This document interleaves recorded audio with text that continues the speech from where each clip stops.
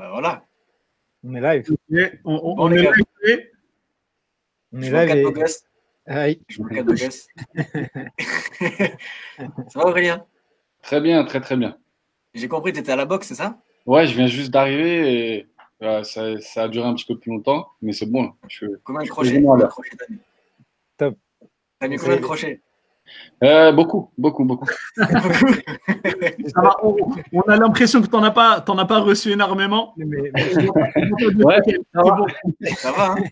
ça va tenter une reconversion, ça sent ça. Je crois qu'il y a beaucoup de reconversions possibles. Money maker. Faut faire attention. Cool. Top. Bah, On te laisse, ouais. ouais, bah, merci Aurélien et merci Bilal, Mehdi et tous les gens qui nous regardent.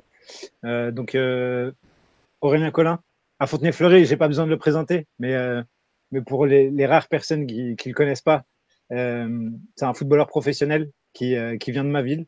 Vous allez nous dire que Fontenay-Fleury, on fait beaucoup de prosélytisme en ce moment, puisqu'on a eu Youssef la semaine dernière, on a Aurélien cette semaine. Mais pour une ville de 13 000, 15 000 habitants, il y a quand même pas mal de success stories, donc ça fait toujours plaisir de les partager. On va, comme d'habitude, on va surtout découvrir le parcours de quelques ingrédients du succès, du succès américain et de comment vivre. Il va surtout nous parler de son rêve américain à lui. Et c'est surtout ça qui va être, je pense, important aujourd'hui. Donc, ouais, sans plus attendre. Merci Aurélien. Merci Aurélien. Franchement, pour moi, c'est un honneur aussi d'être avec une personne aussi, tu vois, aussi prestigieuse, je sais, aux États-Unis. Donc, franchement, merci encore de te joindre à nous. Donc, même si Aurélien, je t'avoue que j'aurais préféré que tu aies un maillot avec 95. Je viens du 95. Mais on va élargir. C'est la banlieue française. Exactement. Et je pense Nassim, tu as fait une erreur. Il n'est pas juste footballeur professionnel, il est défenseur central à Philadelphie, frérot. Défenseur central, MVP MLS. Vous avez tous vu la photo. Quand Henry il était là, essayer de lui prendre la balle. C'est pas des noms. Juste avant de commencer, grosse dédicace à Youssouf de Fontenay, qui est un grand aussi de Youssef, Aurélien. Youssouf, c'était mes grands à moi et Youssouf a permis aussi cette interview-là, donc c'était important de faire une petite dédicace. Aurélien, du coup, je te laisse nous parler un peu de ton parcours et voilà, présenter dans les grandes lignes. Ouais, déjà, bonjour à toutes et à tous. Donc, je m'appelle Aurélien Collin, j'ai grandi à Fontenay-le-Fleury. Gros club. Et gros club, à SSFF. Et donc voilà, et puis donc j'ai grandi à Fontenay-le-Fleury et aujourd'hui je suis joueur de foot aux États-Unis en MLS à Philadelphie. Le club s'appelle Philadelphia Union. Donc je vais me présenter. Donc à 13 ans, je suis parti à Versailles parce que Versailles c'était le plus grand club du 78. Bien que dans nos cœurs c'est Fontenay, mais bon, faut reconnaître que Versailles c'est le plus grand club. Et c'est là où j'ai commencé mon rêve, hein, comme Nassim m'a dit, Youssouf, tout mon groupe, on était un petit groupe avec Serge, avec Wilfried. Comme beaucoup de la banlieue parisienne, on voulait devenir footballeur professionnel. Et donc, il fallait passer par Versailles. Après, je suis parti en centre de formation à Reims pendant 2 ans. Je suis allé à Sedan pendant 1 an et j'ai pas signé pro et j'ai eu la chance ou la malchance de signer mon premier contrat pro à Amiens. Et donc là, j'avais 18-19 ans. Et à Amiens, donc je suis en pro et on m'a jamais donné ma chance. À Reims, j'étais titulaire en CFA déjà à 17 ans. En tant que défenseur central, c'était quand même pas mal parce que c'est un poste où l'expérience est reconnue. Donc, je m'imaginais, je pensais que j'allais signer pro et Reims, ça n'a pas marché. Sedan non plus. Et Amiens, j'ai jamais eu ma chance. Donc, j'ai décidé je sais pas. Aujourd'hui, on peut dire que c'est le destin, mais j'ai décidé de quitter la France. Il y avait beaucoup d'anecdotes par rapport à ma personnalité qui marchait pas bien en France.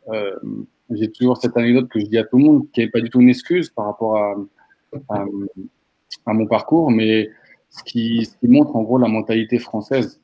Et c'est que moi, à 18 ans, j'ai commencé à me tatouer, à me faire des des trous dans les boucles d'oreilles.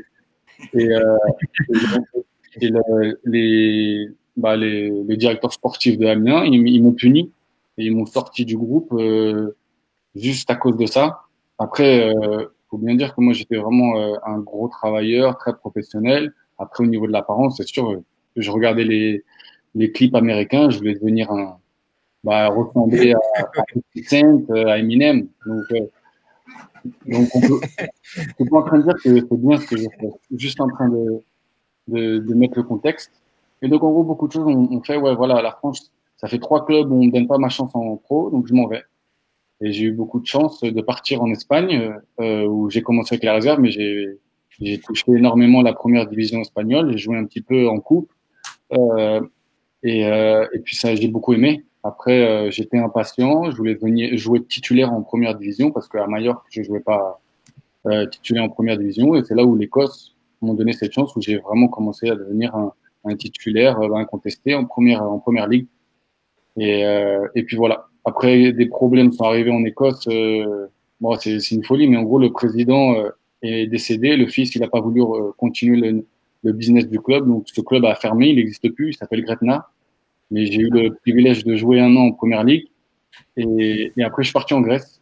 En Grèce, bon, comme on connaît, hein, si on n'est pas dans les gros comme Olympiakos, AEK, Athènes, Panathinaikos, c'était très bien de jouer en première division. Hein. La Super League, c'est un bon championnat. Après, c'est très instable au niveau financier et professionnel aussi, parce que c'est des coachs qui changent tout le temps. Enfin, c'est pas une stabilité.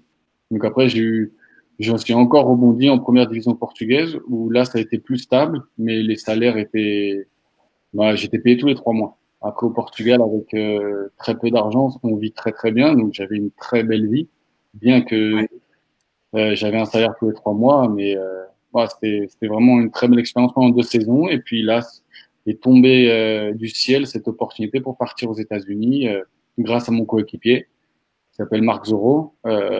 Et donc après, je suis parti. Ça a été un long process parce que fallait me laisser partir gratuit. Et comme j'avais plus de 3 mois de retard de salaire, aux yeux de la loi, c'était facile. Mais bon, avec les Portugais, c'est compliqué parce qu'ils veulent pas mettre à la lumière l'instabilité et le retard des salaires. Mais au final, gloire à Dieu, en 2011, j'ai commencé ma première saison avec Kansas City et après, donc, j'ai fait 4 ans à Kansas City, j'ai fait 1 an et demi à Orlando, 3 saisons au Red Bull, et là, je viens de terminer ma 2e saison à Philadelphie. Donc, je suis, comme on dit, j'ai de la bouteille, j'ai 34 ans, et voilà, c'est mon... Dans la vie des choses. Voilà. T'étais dans quel club au Portugal avant de partir aux US? Vitória de Setúbal. Ah, sympa, c'est gros club, ça. Gros club, quand même. C'est reconnu, donc c'est le club de Mourinho, c'est du père de Mourinho et puis ils sont tout le temps en première division. Mais après c'est beau de jouer dans les grands stades, mais après là-bas toujours les problèmes. Avant que je vienne et même encore, t'es pas payé. Après le Portugal c'est une vie, c'est super, hein, c'est super. D'accord. Et du coup, peut-être, juste Aurélien, quand tu as eu l'opportunité aux États-Unis, pour toi, c'était direct let's go ou un gros moment d'hésitation? Bon, j'ai pas parlé de cette partie aussi de mon parcours en Europe. C'est qu'en fait, j'ai eu quand même quelques gros clubs européens qui me voulaient à Celtics quand j'étais en Écosse, la Lazio de Rome. En Grèce, j'avais l'AEK. Je suis arrivé au Portugal, Porto et Sporting, et en fait, ça marchait jamais. Il y avait, avec Porto, c'est là où j'étais vraiment le plus proche, et tout était fait, et au final, ça faisait passer comme si Dieu, il me préparait, parce que comme aujourd'hui j'ai la foi, il arrêtait pas de toquer à ma porte, il dit, faut que tu partes aux États-Unis. C'est comme ouais, et plusieurs signes, et ça revenait sans cesse. Ici, tu vas pas réussir. Après, donc l'opportunité des États-Unis est arrivée et avec je l'ai prise les bras ouverts et je suis parti direct. Et après, je suis parti au début pour travailler dur parce que stabilité financière, professionnel parce que c'était quelque chose de grand, là, enfin, le projet de Kansas City, avec, avec un nouveau stade, enfin, c'était vraiment grand. Et donc, j'ai dit, ouais, je vais là-bas, même si je fais 4 ans, je rentre, j'aurai 28-29 ans en tant que défenseur central. Je peux revenir au meilleur niveau en Europe. Donc, c'est pour ça que je suis parti au début. Ok. D'accord. Je vois une question dans le live. Comment c'était décidé quand tu as quitté l'Écosse pour aller en Grèce? Parce que tu nous as parlé de l'intérêt du Celtic notamment. Est-ce que tu as eu un peu peur de cette transition-là? Est-ce que ça s'est bien passé pour toi? Non, le président, il est décédé en cours de saison. Donc après, le fils, il arrive, il dit, ouais, c'est simple. Si vous voulez rester jouer, vous n'allez pas être payé. Et on était en février. Ouais. Donc moi, j'ai dit, j'étais jeune et fou. Et j'ai dit, non, moi, je vais essayer de trouver un club. Et donc je suis parti, j'ai fait pas mal de clubs de deuxième division anglaise. Et sans humilité, bon, je jouais, et pour moi, j'étais meilleur que les défenseurs centraux qui jouaient à ma place, et je disais non, moi, je veux jouer en première ligue anglaise. Et donc, il y a des clubs qui me voulaient, il y a d'autres clubs qui m'ont pas voulu. Après, je suis parti en Allemagne en essai, ça s'est très bien passé, mais ça n'a pas marché. Donc, je me suis retrouvé sans club en été, et c'est là où l'opportunité de la Grèce est arrivée. Je suis parti en essai, et tout s'est bien passé. J'ai signé en Grèce, et en Grèce, ça a été la même chose. J'ai joué, mais bon, bien sûr des retards de salaire, et il y a une grosse opportunité. Reading, qui était en première ligue, un agent me dit ouais, ça y est, ils te veulent. Donc je me suis comme un fou parce que j'ai suivi ce rêve. C'était mon rêve de jouer en première ligue anglaise. Et donc j'ai tout fait pour casser mon contrat en Grèce. Et j'arrive en Angleterre, et me dit en fait j'atterris en Angleterre, on me dit non en fait Reading ils te veulent plus. Je me rappelle plus c'était quoi l'excuse. Et je me suis retrouvé en février-mars de cette saison de Grèce sans club. C'est là où je suis parti de moi en 5e division anglaise en attendant le marché d'été au Pays de Galles, Wrexham, où en fait je me suis vraiment entraîné, j'ai travaillé très très dur. Et donc au marché d'été, là je suis reparti au Portugal pour 2 saisons. Ok. D'accord. Ça s'est bien découpé finalement. C'était un peu compliqué, je pense, mais. Quand il y avait une porte, tu te disais pas c'est la fin du game ou ça y est, c'est fini pour moi, mais tu cherchais toujours enfin, t'allais toquer à d'autres portes.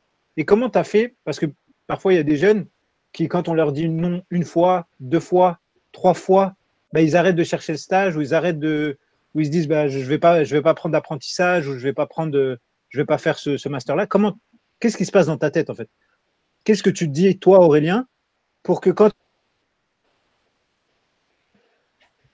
tu as ce refus-là, ouais, on te dit non, comment est-ce que tu arrives à rester motivé et à te dire en fait non, je vais aller chercher l'autre porte? Ouais, c'est une très belle question. Et ouais, en fait, je travaillais très dur depuis tout petit. Et, euh, et je savais que avec le travail, tout se peut. Et bien qu'il y avait des gens dans mon entourage, des clubs, des portes, comme tu disais, Massime, qui se fermaient, bah, je dis, OK, bah, ça se ferme ici, mais ça veut pas dire que les autres, elles sont fermées. Et donc, ouais, en travaillant et en persévérance, hein, 100%. Et puis, et puis voilà. Mais du coup, ouais, tu nous as parlé un peu de ta foi en Dieu. D'où vient ta grinta? Est-ce que tu as d'autres explications? Ouais, en fait, mon éducation, j'ai eu beaucoup de chance. Ma mère était très stricte, pardon. Euh, Bah, dans ma ville, même Youssouf, les gens, mes copains, et mes amis, ils avaient peur de ma mère. Pour, et, euh, et, pardon? La claquette, elle a envoyé la claquette. Ouais, bah, en plus, elle a grandi en Afrique, donc. Mais c'est grâce à ça, en fait. Moi, j'ai eu une très bonne éducation, déjà par rapport au respect et par rapport à travailler dur. Si on veut quelque chose, il faut travailler dur. Et mon père était un très bel exemple parce que la même chose, il a grandi à Clichy-la-Garenne et il a travaillé depuis 16 ans comme un Chinois. Hein, et il a très bien réussi sa vie. En gros, j'avais des très bons exemples dans mon entourage. Trop cool. et une fois que tu as cette envie, et ça rebondit sur pas mal de questions qui sont sur comment tu as fait en fait pour aller avoir de nouvelles opportunités. Est-ce que tu passais par des C'était des agents? Est-ce que tu appelais comment tu faisais pour créer ces nouvelles opportunités aussi? Parce que j'ai envie, Ouais, tu nous as parlé d'un coéquipier, notamment au Portugal. mais Ouais, Nassim, désolé, ta connexion a bug un peu. Ouais. mais est-ce que Oui, donc, tu as compris la question? ouais, bien sûr, bien sûr. Oui, des agents. Et, ah ouais, j'étais même sûrement très lourd avec les agents parce que je les appelais beaucoup, je leur mettais beaucoup la pression et j'appelais partout. Après, peut-être de temps en temps, j'ai eu des comportements qui étaient abusés parce que j'appelais trop même. Avec le recul, j'aurais pu être un petit peu plus patient. Mais ouais, non, bien sûr, c'est ça le problème. Faut chercher hein, et il y a des gens qui vont avoir des opportunités, d'autres qui vont pas en avoir. Après, même j'ai quasiment à la fin de la Grèce, j'ai failli partir en Chine. Ouais, donc non, j'étais prêt à partir n'importe où. Hein. Moi, bon, j'ai beaucoup d'amis dans mon entourage qui ont pas fait ce que j'ai fait. Ils sont restés en France et on a quelques-uns quand même qui ont réussi, mais d'autres qui sont restés et ont fait des petits clubs, des petites divisions et ça se trouve moi j'aurais fait la même chose parce que la France ils auraient peut-être pas aimé beaucoup de choses et au final quand tu as un statut de national D2 CFA pour monter en D1 c'est très très difficile. D'accord.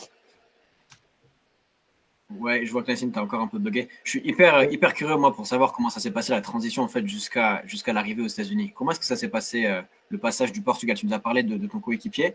Est-ce que c'est les clubs qui t'appelaient? Est-ce qu'il y a toi qui dois contacter l'entraîneur ou un truc comme ça? Comment ça se passe? Oui, bah, au Portugal, j'avais quand même déjà un très bon statut. Ouais, Là, j'ai eu une stabilité de 2 ans où je jouais. Après, je jouais plus latéral droit. Mais enfin, dans la Ligue 1 du Portugal, ça se trouve, même si j'étais resté, je serais parti. Enfin, on m'avait promis des choses si j'allais rester. ouais, Et moi, j'ai décidé de partir. Mais au Portugal, déjà, j'avais un bon nom. d'accord. Super. Et maintenant, je vais essayer, hein, désolé pour ma connexion, mais quand tu arrives, du coup, quand tu arrives aux États-Unis et que vous arrivez, vous gagnez très tôt, tu arrives et tu gagnes la MLS et tu es même MVP de la finale de MLS, Tu ce peux, qui te vaudra la rencontre. Nassim, pour ceux qui connaissent pas le jargon. Alors, la MLS, c'est le championnat de football américain. Soccer, hein, pas football américain. Et le MVP, c'est le meilleur joueur. C'est l'homme du match. C'est le mec dans FIFA qui a 9,5 sur 10, 9,8. Et pourquoi homme du match d'ailleurs? Pourquoi MVP? Qu'est-ce que tu as fait dans le match? Gros but en finale, non? Ouais, j'ai juste marqué. Et quand il y a un défenseur qui marque, J'ai juste marqué en finale. Désolé. Il a fait une zizou, j'ai juste marqué. Non, mais enfin, le match, j'ai pas fait un bon match. Hein. J'ai pas fait un bon match parce que les conditions étaient déjà très compliquées. Mais le fait d'avoir marqué, et puis j'ai aussi marqué le dernier penalty parce qu'on est allé jusqu'au penalty et j'ai marqué le penalty qui nous a donné le titre. Donc en fait, c'est ça. Mais sinon, par rapport au match, j'ai pas fait un bon match. Et est-ce que tu peux dire que cette période-là, c'est un moment où, au niveau professionnel, tu es arrivé au top du top c'était un moment vraiment de top dans ta carrière? Oui, c'était mon pic, ouais. C'est ton pic? Oui. Et qu'est-ce qui se passe dans ta tête à ce moment-là? Au niveau, parce que par rapport à ma foi ou par rapport au football? Un peu des deux. Ouais, non, par rapport à ma foi, en gros, toute ma vie, j'ai travaillé pour un jour avoir une reconnaissance. En Europe, je l'ai pas eu. Aux États-Unis, j'arrive et ce jour-là, c'est mon pic. C'est là où la grande reconnaissance. Et non, et en gros, je rentre chez moi et je me rends compte que ouais, j'ai accompli mon rêve. Je suis champion des États-Unis, MVP. Ouais, tout. Enfin, franchement, Obama. T'as oublié Obama. ouais, après, mais ça, c'est arrivé quand même 9 mois après, parce que le temps qu'on visite la Maison Blanche, non, mais c'était le soir, comme on le voit dans les films, soirée, ben, dans la ville, on était les rois, et je rentre chez moi, et en fait, je me dis, ouais, j'ai sacrifié tout ça, et en gros, enfin, je suis pas heureux à 100%, je suis content, mais j'ai pas cette satisfaction, ce ce vide qui est à l'intérieur de moi, qui est comblé, non? Et donc c'est là où moi j'étais en train de me rapprocher de Dieu, et parce que je savais que la vie, ça pouvait pas être que le foot, que les femmes, le sexe, l'argent. Et donc c'est là où ce soir-là, je me suis rendu compte, ouais, là, si je vais suivre mon instinct et ma manière que je pense qu'est la bonne pour devenir heureux, bah je vais continuer de ce chemin et je vais jamais être heureux. Et après, quand je vais m'humilier, me dire, ouais, voilà, il y a quelqu'un, il y a une force qui est Dieu, qui est au-dessus de moi et qui, lui, sait comment on doit vivre. Et c'est là où j'ai dit, ouais, voilà, moi, je vais plus vivre pour moi et pour ma manière ou pour ma société ou pour le monde ou pour l'argent, je vais vivre pour Dieu. Et c'est là où j'ai vraiment complètement changé ma manière de vivre. Et j'ai dit, ouais, voilà, maintenant, je vais suivre Dieu et, et c'est là où, en gros, ma vie, elle a complètement changé. C'est un peu, ouais, c'est un peu le revers de la médaille, on n'entend pas trop, mais d'avoir, tu vois, ces difficultés même au sommet et tu dis en fait, qu'est-ce que j'ai fait en fait? C'est quoi le bilan de tout ce que j'ai gagné? Et c'est Ouais. hyper intéressant d'avoir ta vision là-dessus. Exactement. Pourquoi j'ai fait tout ça? Est-ce que c'est un aboutissement? Donc ça y est, tout est terminé, ou c'est le début de quelque chose et je dois en gros utiliser toute cette expérience pour le bien ou juste pour moi-même et je vais continuer cette recherche de comment dire du bonheur que je vais jamais trouver. Donc c'est là où j'ai dit ouais voilà, Aurélien Collin, je suis personne. Euh, Dieu est tout, Dieu est grand, et donc je vais le suivre lui. Et c'est là où tout a commencé. Trop cool. Et justement, là, il y a une punchline, je crois que c'était Youssoufa qui l'avait dite. C'était on a tendance à se tourner vers Dieu que quand tout va mal. Et je trouve que c'est hyper intéressant ton témoignage, Aurélien, parce que en fait, ça va un peu à l'encontre de ça. C'est quand tu as vraiment cartonné que tu as essayé vraiment de comprendre le sens profond. Et je trouve que c'est super intéressant de partager ça. Et comment tu arrives à ce cheminement? Est-ce que c'est tout seul que tu t'es rendu compte de ça ou est-ce que c'est quelqu'un qui t'a amené sur cette voie? Non, c'est tout seul. En fait, je priais comme tout le monde avant les matchs. Et en gros, je disais, ouais, voilà, je suis là, Dieu, donne-moi la victoire, fais-moi bien jouer. Parce que, en gros, si je jouais bien le samedi soir, bah, j'allais en boîte. La plupart du temps, je revenais avec une femme. Et toute la semaine, j'étais content. Bah, ou si on avait match le mercredi, mais en gros, jusqu'au mercredi, j'étais content. Et si je jouais mal, je sortais pas en boîte. Je rentrais directement chez moi et j'étais en colère toute la semaine. Et en gros, le football, c'était mon idole, c'était mon Dieu. Et, euh, et après, je me suis rapproché. Je dis ouais, je pense pas que Dieu il doit être comme ça. C'est pas moi, je dois donner pour recevoir. C'est trop, en fait, c'est trop terrestre, c'est trop humain. Je te donne pour recevoir. Et moi, c'est là où bah, je me suis rapproché de Dieu. Je suis allé à l'église, enfin les églises catholiques. J'essaie de d'aller voir les pères, enfin les prêtres, pardonnez-moi. Et en gros, j'avais trop de questions et j'arrivais pas à trouver mes réponses. Et c'est là où, aux États-Unis, j'ai rencontré un pasteur et puis je lui posais des questions et il me disait, en fait, il me disait, ouais, vas-y, bah, moi, je te dis ce que moi je pense, ce que dit la Bible, mais toi, va voir dedans.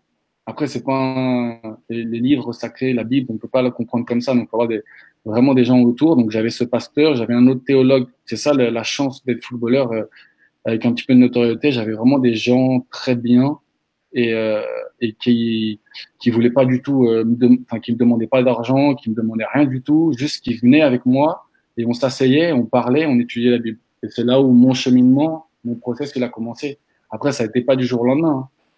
Ça a été quand même 2 ans et demi. Après, ma femme est arrivée aussi et j'ai vraiment commencé à comprendre l'enseignement de Christ par rapport au mariage. Parce que moi, j'avais plein de femmes, enfin des femmes, j'avais plein, ouais, enfin, j'avais une vie sexuelle, relationnelle complètement morte. Et c'est là où, en gros, comme nous on dit, bah, je suis né de nouveau et j'ai révolutionné le mariage. Donc après la finale, moi, je me suis marié 2 mois après, direct. Ouais. Félicitations. Ouais, merci. Félicitations. D'heureux événements en très peu de temps. Ouais, bah, on est champion le 9 décembre 2013 et je me suis marié 13 février 2014. Oh. Et puis Donc ça c'est un exemple, mais en gros ça a été un long process et voilà. Et du coup, dans le foot, la religion est souvent présente et c'est marrant parce que il y a l'impression qu'il y a certains joueurs, ils sont limite, enfin, leur religion impacte aussi limite leur façon de jouer, leur préparation. Il y a des joueurs comme Mohamed Salah, Sadio Mané ou même Messi ou pour qui enfin, la religion est vraiment importante. Est-ce que toi, tu penses que ça a changé ton football? Ça a changé ta façon de voir le football. Ça a changé ta façon de voir même pourquoi tu jouais. Et ça a changé un peu ton objectif. Bah, en fait, c'est quand avec du recul et du temps, j'ai compris l'enseignement de Jésus-Christ qui est venu et qui est allé sur la croix pour mes péchés alors que je méritais rien. C'est pas parce que j'ai gagné un championnat que je priais avant les matchs que je méritais l'amour et l'approbation de Dieu. Et en fait, quand j'ai compris, je me suis rabaissé de ouf et j'ai dit, ouais, voilà, je veux regarder les gens, je veux aimer les gens comme Dieu il m'a aimé. Et en fait, tout a changé. Après, au niveau du footballeur, j'étais j'étais violent, agressif dans le mauvais sens du terme, très méchant avec les arbitres parce que l'injustice pour moi, c'est sûr, c'est des traumatismes d'enfance. Hein, le respect, tu sais, si tu me respectes pas, je vais pas te respecter. Beaucoup d'enseignements de la société d'où je venais, que je pensais qu'était la vérité, je me suis rendu compte que c'était pas du tout ça. Et c'est sûr, bien sûr, de grandir en étudiant Christ, la Bible, je me rendais compte de tout ça. Donc en gros, mon regard par rapport aux arbitres, je pouvais pas les insulter, alors que moi, Dieu, il m'a pas insulté. Dieu, il m'a dit, ouais, viens et suis-moi. Et donc, en gros les arbitres, ça a été un long process aussi, hein, mais j'ai commencé à voir, s'ils faisaient des erreurs, on fait tous des erreurs. Mais c'est pas pour ça qu'on doit les punir. On doit les voir comme une personne, comme Dieu nous regarde à nous. Des gens malades qui ont besoin de Dieu pour pouvoir avancer. Et en fait, ma réaction par rapport par exemple, mes cartons jaunes, je suis arrivé, c'est une anecdote, mais la première année en 2011, j'ai eu 13 cartons jaunes, autant que Beckham. C'est le record encore de la ligue. Et, et après, je prenais que des 4-5 cartons jaunes, bon, pour des mauvais tacles, mais pas pour insulter l'arbitre. Et mais après, au niveau de mon agressivité, j'ai toujours été un défenseur très agressif, mais je le faisais plus pour faire mal. Je le faisais pour gagner. Et moi, je parle ça, c'est de l'amour, c'est de la passion. Mais tu le fais plus pour être méchant, pour écraser ton attaquant. Tu le fais parce que tu veux gagner et tu veux être un bon exemple. En fait, c'est comme c'est écrit dans la Bible, c'est dans tout ce qu'on fait, il faut tout faire avec toute notre force. Et donc moi, je voulais être le meilleur footballeur pour être une représentation de Dieu. Je voulais être le meilleur. Je veux être tous les jours le meilleur. Comment on appelle ça, mari, le meilleur, la meilleure personne pour être une représentation de Dieu. Et en fait, c'est là où j'ai changé. Sur le terrain, je suis agressif, je travaille très dur, et ça n'a pas changé. Et même ça se trouve encore plus qu'avant. Trop cool, merci pour ce partage. Super On sait que c'est la grande difficulté de beaucoup de footballeurs qui ont du mal un peu à trouver cette source-là de motivation et qui les sauve un peu de la vie, comme tu as dit, un peu difficile qu'on a quand on devient célèbre, etc. Donc c'est hyper intéressant et merci d'avoir partagé ça avec nous. Et peut-être, parce que là, j'ai l'impression qu'on a une version. En fait, dans ton parcours, en fait, tu n'as fait que évoluer. Et maintenant, le Aurélien Collin de 2021, il dirait quoi aux autres petits Aurélien Collin qui arrivent derrière lui et pour qu'ils gagnent du temps et pour qu'ils aillent plus vite aussi et qu'ils réussissent plus dans leur projet. Ça serait quoi tes conseils à toi-même plus jeune et donc par extension à tout jeune en fait qui entreprend que ce soit une carrière dans le football, mais aussi une carrière en tant qu'avocat, une carrière en tant que médecin ou quoi que ce soit. Oui, bien sûr, Nassim, tu l'as dit, parce que là, moi, je donne mon témoignage par rapport au football, mais c'est pour n'importe quel travail. Hein. Et non, le conseil, déjà, notre identité, faut pas qu'elle soit dans notre profession. Et moi, mon identité, c'est le football toute ma vie. Après, je dis pas que tu réussis pas. Hein. Tu peux avoir ton identité. Même il y a plein de footballeurs, leur identité c'est le football. Mais après demain, quand le football s'arrête, c'est pour ça qu'il y a beaucoup de dépression, il y a beaucoup même maintenant des suicides. Quand le football s'arrête, bah les gens ils savent plus quoi faire. J'ai beaucoup de témoignages des très très bons amis qui ont joué dans les meilleurs niveaux et après le foot, bah ils savent plus quoi faire et même ils sont perdus. Et après ça n'empêche pas qu'il faut travailler. Et si on a un domaine, comme tu as dit, avocat, ouvrier, électricien, boulanger, tout, bah faut travailler dur et il faut essayer de devenir le meilleur. Dieu nous invite pas à être tranquille sur notre laurier et à dire ouais tout va bien, tout ça. Non non. Dieu il dit ouais sois une lumière, travaille dur pour que les gens quand ils te voient toi, ils me voient moi. Et donc c'est ça. Après moi mon problème c'était mon identité, c'est et même j'avais pas de ressources et j'aurais vraiment aimé que quelqu'un me parle comme moi là j'essaie de parler à la nouvelle jeunesse. Mais ça on va y arriver. Moi demain je suis proche de la retraite, je veux vraiment aider la nouvelle génération et, et tout ce que Dieu m'a donné, bien sûr, et ce que maintenant je comprends, bah, je veux vraiment le donner à la nouvelle génération parce qu'on sait que notre nouvelle génération, elle est perdue, elle voit que Instagram. Les gens qui n'ont pas eu la chance d'avoir des parents pour leur mettre une claquette dans la tête quand il fallait la mettre, bah, ils savent pas ce que c'est l'autorité et la discipline. Non, mais c'est vrai, c'est que moi, j'ai eu beaucoup de chance, on m'a tapé et je le méritais 100%. Après, je suis pas en train de dire qu'on me mettait des patates, mais on me tapait et j'ai appris. Les enfants. Parce que ça te manquait, c'est ça? Il y a un verset dans les Proverbes, dans la Bible, qui dit ouais, le parent qui ne tape pas son fils, il ne l'aime pas. Et c'est littéral. Vous venez ici aux États-Unis, les parents, le garçon, il manque de respect dans le magasin et le père déjà, ils s'en fout. Donc les parents absents, le père absent, on sait déjà que c'est très très difficile pour l'éducation. Et puis après, tu as la mère qui dit rien, oh baby, et qui part comme ça. Je dis, mais ça, c'est pas de l'amour. Je suis désolé. Si tu mets ton enfant comme un dieu, comme un idole, déjà là, tu te trompes. C'est pas de l'amour. Le vrai amour, c'est discipliner quand il faut discipliner. Et ça, c'est vraiment quelque chose qu'il faut qu'on rétablisse dans la culture française, parce que bah, même dans le monde, ça part en sucette. Ok, correct. Super intéressant. Peut-être Nassim, peut-être j'avais une question, je ne sais pas si tu envisageais d'aborder cet aspect, mais un peu sur le rêve américain d'Aurélien. Et est-ce que c'était une réalité ou bullshit? Et en gros, est-ce que c'est quoi les gros aspects positifs que tu as retrouvés là-bas, que tu n'aurais pas retrouvé dans un pays comme la France? Très, très, très bonne question. Donc, moi, j'ai grandi, je me prenais pour un Américain. Donc, c'est littéral. Enfin, pour un rappeur américain. Ah, ce que tu disais. Pas pour un Américain. Et donc, ouais, j'écoutais 50 Cent, Dre, Fontenay-Fleury. J'écoutais ça. Et même moi, j'étais un petit peu jaloux des basketteurs. Parce que il y avait tous les basketteurs, les Joël, les Correa, tout ça. Et donc, moi, j'aimais le football, mais je voulais devenir footballeur, je voulais devenir enfin pas rappeur américain, mais être reconnu comme un rappeur américain.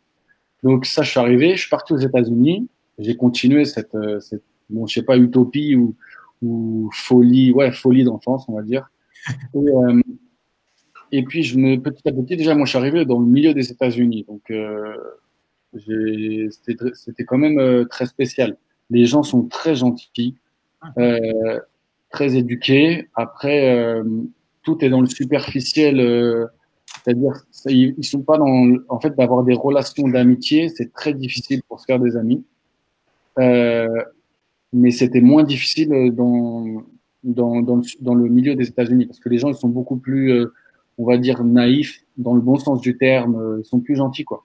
Plus innocent, ouais. Et après je suis arrivé à New York, là c'est autre chose, là c'est vraiment chacun pour soi, bah, c'est comme Paris mais multiplié par 15. Donc en fait, et je me suis rendu compte déjà que les Noirs américains, là je vais dire quelque chose qui est une réalité, les Noirs américains, ils avaient rien à voir avec nos Noirs à nous, africains. Quand moi, là où j'ai grandi, j'étais quasiment le seul blanc, que des Arabes et des Noirs. Et il y avait, comment dire, cette culture, qu'on va dire africaine, d'éducation, de respect, euh, de communauté. Et je suis arrivé où j'étais vraiment très déçu. Après, je parle pas de couleur, mais je parle de généralité, hein, mais on va parler en général. Et j'ai vu que en gros, ceux qui se ressemblent, qui avaient des bases au niveau éducation, c'était pas eux. C'était plus les Asiatiques. Après, ils étaient très communautaires, donc en gros, moi, j'étais pas accepté. Euh, et en fait, c'était une des sociétés. Je donne beaucoup d'informations, mais en gros, pour essayer de décrire la société américaine, qui moi m'a déjà déçu dès le premier. Donc moi, je me rapprochais des Noirs, comme ils appellent ça, les Noirs américains. En fait, c'est des Américains qui ont une couleur de peau différente, mais c'est des Américains, c'est tous des Américains ici. On n'a pas, c'est pas l'Afrique, le Maghreb, enfin la Turquie, enfin vous me comprenez, donc c'est vraiment, en fait, c'est un peuple. Et donc les peuples après, ils sont vraiment communautaires par leur couleur de peau, mais pas par leur antécédent, parce que bon, à part les Chinois, mais on parle des Nord-Américains. Donc là, j'étais vraiment déçu. Les gens, ils n'étaient pas gentils. Euh, donc ça m'a fait un gros choc. Ouais, après, c'est un peu lié d'ailleurs à la ségrégation. Ouais, excuse-moi Aurélien. Je disais c'est un peu lié à la ségrégation d'ailleurs et notamment au fait que les écoles, notamment où la majorité des élèves sont africains-américains, sont malheureusement moins financés, quoi. Et du coup, ça explique un peu aussi le côté, tu vois, déficit d'éducation dans la communauté. T'as tout dit. T'as tout dit. Là, moi, je veux vraiment aider. Éducation, t'as tout dit. Là, parce que moi, je suis arrivé, j'étais naïf, je connaissais rien au niveau, à n'importe quel niveau. Je suis arrivé et en fait, je vous dis vraiment, moi, ce que j'ai ressenti direct, sans avoir aujourd'hui la connaissance, l'humilité et, et, enfin, donc je suis arrivé, donc j'étais très déçu. Donc ça, déjà, ça m'a donné un gros clash au niveau Amérique. Parce que l'Amérique, la terre de l'opportunité où tout le monde aime tout le monde, voilà. Non, j'ai vu que même moi, en tant que Français, en gros, les femmes elles me disaient que j'étais le plus beau, plus bel homme du monde parce que j'avais un accent. Mais les hommes, enfin, j'avais pas une bonne, comment dire, relation avec les gens parce que les gens, même ils me prenaient de haut. Donc ça m'a touché. Et, et puis après, en fait, donc là, en gros, moi, j'étais ami qu'avec les Européens et, et les Latinos. Parce que je suis vraiment parti de la France où moi, j'avais une haine de la France. Donc ça, je l'ai pas dit au début, mais la France, j'ai pas réussi. La France, c'est nul, tout ça. Donc, je suis arrivé aux États-Unis où j'ai dit, ouais, ça va être, les bonnes choses vont être identiques à la France, mais il va y avoir encore plus. Et c'est là, petit à petit, où je me suis rendu compte qu'en fait, mon pays, c'était le meilleur. Ah ouais. Ouais. Parce que Aurélien, c'est ouf que tu dis, parce que c'est pas le discours ambiant. La plupart du temps, il y a ce qu'on appelle le French bashing. Tu vois, les gens qui vont aux States et ensuite ils se moquent de la France. Après, c'est ouf ce que tu dis, ok? Moi, ça a été le contraire. Mais ça, après, je sais. on l'entend beaucoup. Ouais, pardon, excuse-moi, vas-y. Non, dis-moi. Ouais, j'allais dire, ouais, on l'entend beaucoup. Je sais pas si tu l'as vécu toi aussi, Bilal, qui a étudié aux États-Unis. Quand tu vas là-bas, en fait, t'es un peu déçu, quoi. C'est pas l'Amérique que tu vois dans les films. Et c'est exactement ce que dit Aurélien. Moi, j'ai vécu aussi un peu cette déception-là. Donc, franchement, ça résonne hyper, tu dis Aurélien. Ouais, et je sais, pardonnez-moi, je suis pas très clair, mais en gros, ouais, donc ce rêve américain, il n'a pas existé. Après, avec les années, je me suis rendu compte que par rapport au monde professionnel, si par contre, c'était vrai. C'est que si tu es un travailleur, tu vas faire de l'argent. Et ici, en fait, ouais, tout est sur le grade social, l'argent. Et ça, c'était un monde que moi, je connaissais pas du tout, que j'ai pas jugé. Hein. Là, je suis vraiment en train de donner mon humble opinion. Et par contre, ça, que nous, en France, on n'a pas. Parce que nous, si tu es un travailleur, bah, moi, je suis l'exemple. Enfin, je suis un exemple. J'étais travailleur, je voulais réussir, mais on disait, enfin, c'est des excuses peut-être, mais juste pour être une caricature. Mais en gros, si tu as des tatous, bah, je me rappelle Booba à l'époque, une interview, il avait dit, ouais, je suis parti en Allemagne, j'avais des tatouages et tout ça, mais on m'a pas jugé. Et en gros, aux États-Unis, c'est la même chose. On peut être musulman, hindou, bouddhiste, chrétien, piercing dans le nez. Ils vont pas te juger. Ils vont te juger par tes performances et si tu es quelqu'un de professionnel et de travailleur. Et donc, ici, tu peux réussir. Et c'est ça le très beau. C'est la terre des opportunités. Après, tout le reste, comme beaucoup de pays, mais ce pays, comme il est beaucoup plus neuf, a moins de valeur, a moins de culture, donc il y a plus de chaos dans tous les sens. Mais, donc en fait, voilà, je vous ai résumé, mais en fait, c'est ça. Donc moi, après, je suis retombé amoureux de mon pays, de ma culture, de tout, et je suis. Pardon? Et du 78. Voilà, ouais, mais de la France, de la France. C'est ton numéro d'ailleurs, ça a noté quand même, de rester connecté aux origines. Si tu me permets, Nassim, j'ai deux questions pour Aurélien. C'est surtout une question en fait, c'est sur deux rencontres que tu as faites, l'une avec Thierry Henry au All-Star Game et une avec Barack Obama. Est-ce que tu peux nous raconter comment ça s'est passé les deux rencontres? Ouais, bah Thierry Henry, plus ou moins la même chose. En fait, bon, c'était un exemple, mais j'avais pas une très bonne image de lui que les médias avaient fait. Et j'ai joué contre lui et mon premier match en 2011 contre lui, il arrive et il me dit, hey, ouais, Chorel, ça va ou quoi? Et moi, je suis et je vois Titi et moi, comme un enfant, avec les yeux. Après, ça, c'est une anecdote, mais après, je l'ai vraiment connu parce qu'on a fait 3 All-Star Games ensemble. Le deuxième All-Star Game était à Kansas City, donc il est resté 4 jours chez moi. Enfin, pas chez moi, mais enfin dans ma ville. On a fait plein de choses. Et puis très humble, très travailleur, amoureux du football. Et vous voyez encore, les mentalités françaises font n'importe quoi, les médias français font n'importe quoi. On peut pas détruire quelqu'un comme Thierry Henry. C'est quelqu'un qui peut apporter que des bonnes choses au football français. Et donc c'est pour ça. Mais ça, c'est encore des choses, l'imperfection du monde où on vit. Hein, et donc voilà. Non, mais Titi, c'est quelqu'un de très grand. Et puis Barack Obama, je l'ai pas connu autant que Titi, hein, c'est dommage. Mais c'est une bonne anecdote à raconter à mes enfants et à mes petits-enfants. Ouais, qu'il m'a vanné par rapport à la manière avec laquelle je m'habillais, parce qu'à cette époque, j'avais des magasins de ma marque. Et donc, c'est une vidéo que je montrais à mes enfants et c'était beau. Nice. Peut-être juste dans la continuité, quelques questions un peu de footballeur, mais le mec le plus technique contre qui t'es joué?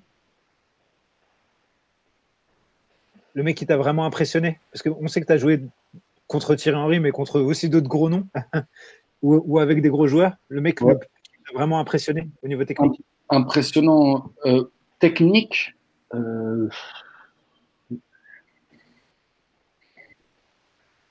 Moi, je vais dire techniquement, à l'entraînement, c'est Antonio Nocerino, qui est un Italien. J'ai jamais vu quelqu'un aussi technique, pied droit, pied gauche, perfection. Il est pas très connu, mais quand même, il a fait Milan AC, il a fait la Juve, il a 40 et quelques avec l'Italie, mais il est pas très connu. Et après, le meilleur attaquant qui était le plus difficile pour moi, c'est Giovinco. Tout petit, il fait 1m20, super rapide. Voilà. Il y a un petit pont là, petit pont derrière la jambe d'appui. C'est sûr,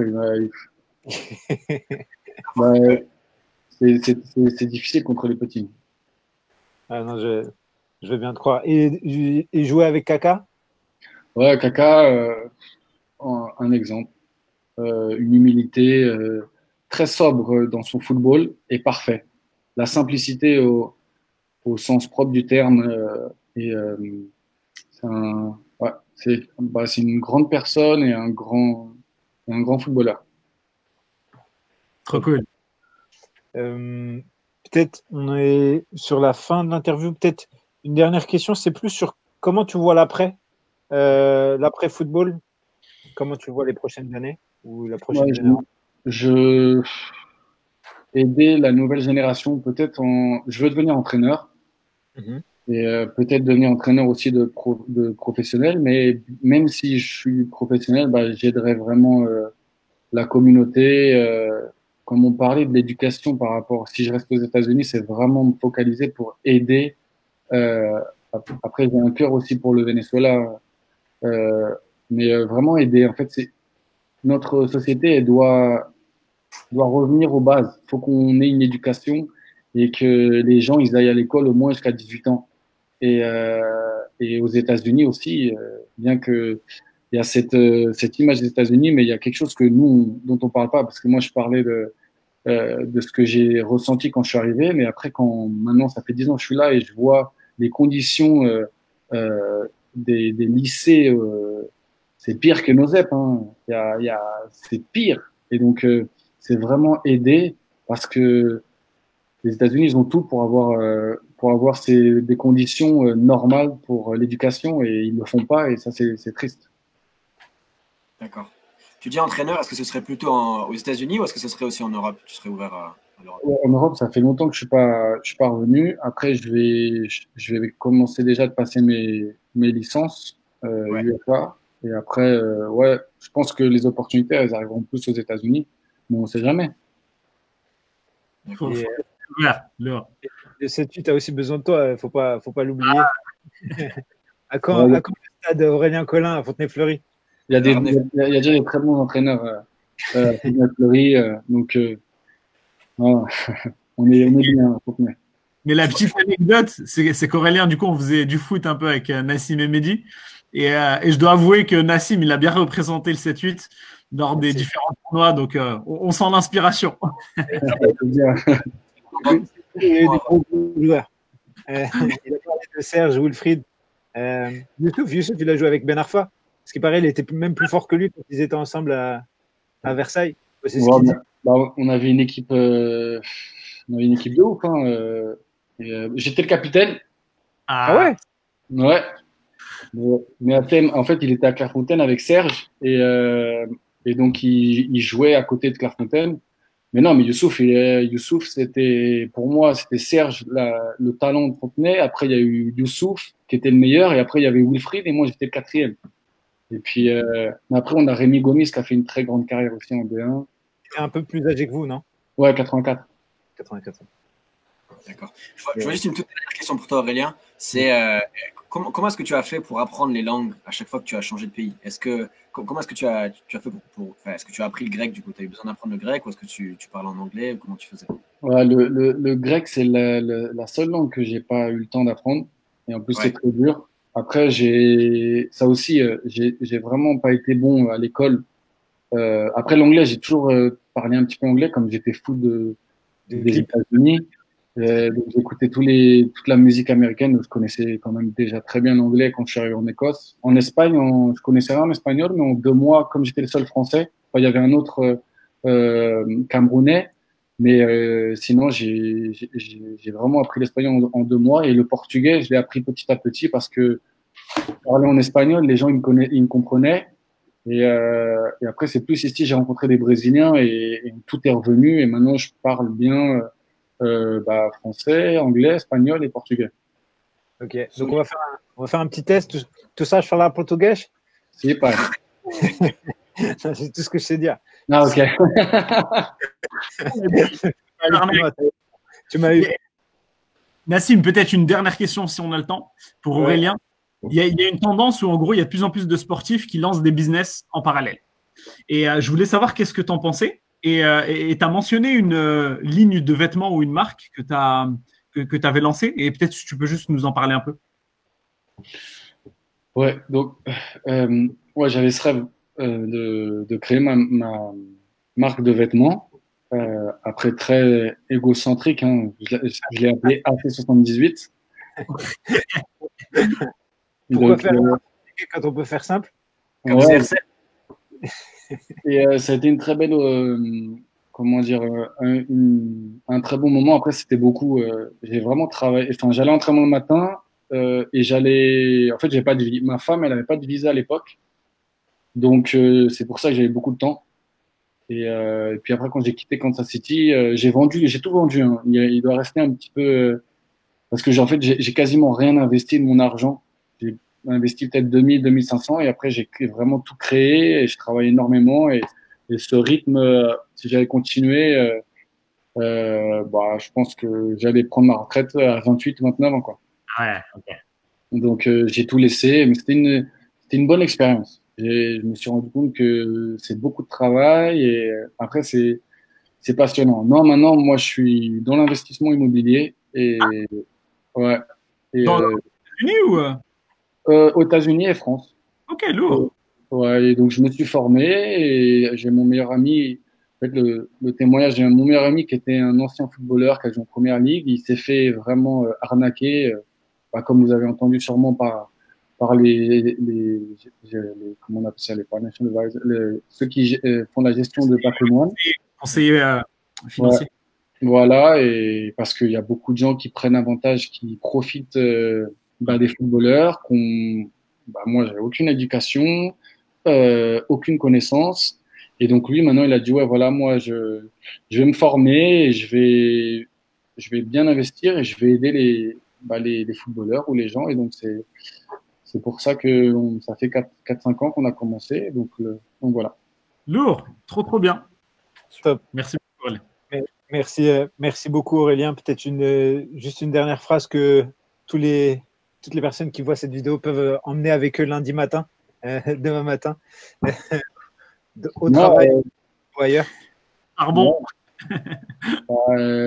Bah, si vous avez des questions, vous pouvez m'écrire sur Instagram. Mais sinon, j'espère que bah, bon courage et bonne vie à vous tous. Hein. Trop cool. Excellent. Merci beaucoup, Aurélien. J'enchaîne sur la conclusion, Natim, ou ouais, trop bien. Merci beaucoup, Aurélien. Merci pour ton parcours, ton énergie, ta générosité. On souhaite plein de belles choses et de continuation pour la suite. Merci à tous ceux qui ont suivi la vidéo. Comme d'habitude, n'hésitez pas à partager des suggestions et à diffuser autour de vous. Et comme d'habitude avec l'équipe, Nassim Mehdi et moi-même, on vous prépare du lourd. Ça arrive et prenez soin de vous et bonne grinta à tous. Allez, abonnez-vous. Take care tout le monde. Merci encore une fois. Bye bye. Ciao. Ciao. Partagez.